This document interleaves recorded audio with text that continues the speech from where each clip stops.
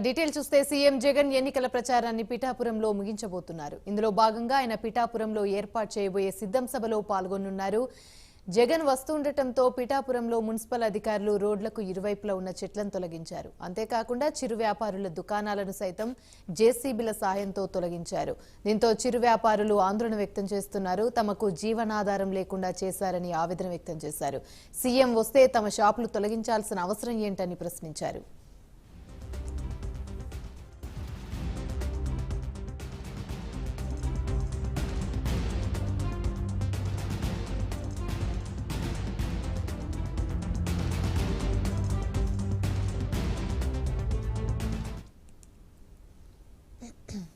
రైట్గా CM Jagan ఎన్నికల ప్రచారాన్ని పిఠాపురంలో ముగించబోతున్నారు. ఇందులో భాగంగా పిఠాపురంలో ఏర్పాటు చేయబోయే సిద్ధం సభలో పాల్గొనున్నారు.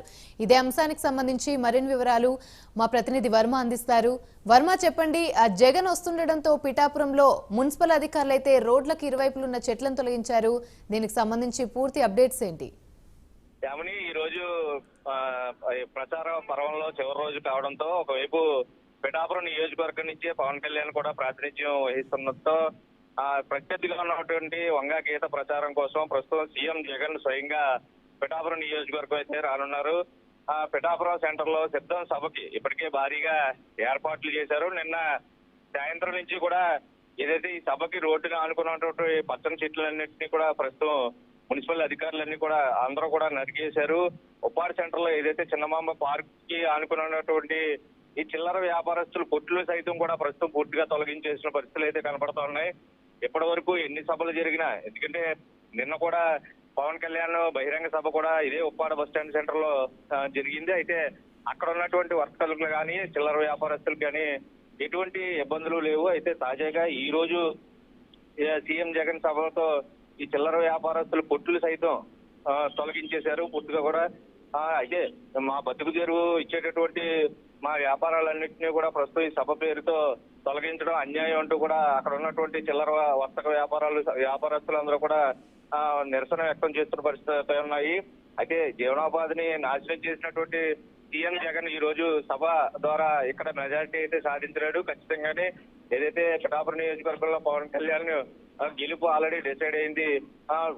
ఎంతకాలం చేసిన అరాచకానికి సరిపోదంటూ లాస్ట్ రోజు కూడా ప్రస్తుతం ఆపే ఇటువంటి దుశ్చర్యలకు పాల్పడుతున్నటువంటి అధికారులను కూడా వాళ్ళు నిలదీసిన పరిస్థితి అయితే ఉంది.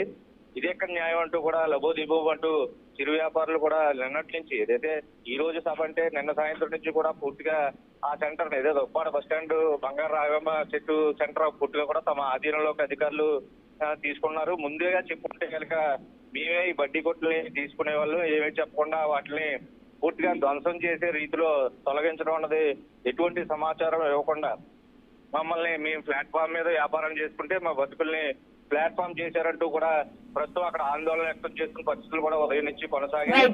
అయితే హోటల్కి తయారు చేసుకునే హోటల్స్ కానీ దైనందిక కార్యక్రమాలు నిర్వహించుకునే షాపులు కానీ అన్నింటినీ మూసివేసిన పరిస్థితుల్లో సాయంత్రం సభ అయితే నిన్న నుంచి ఇటువంటి కొనసాగింది.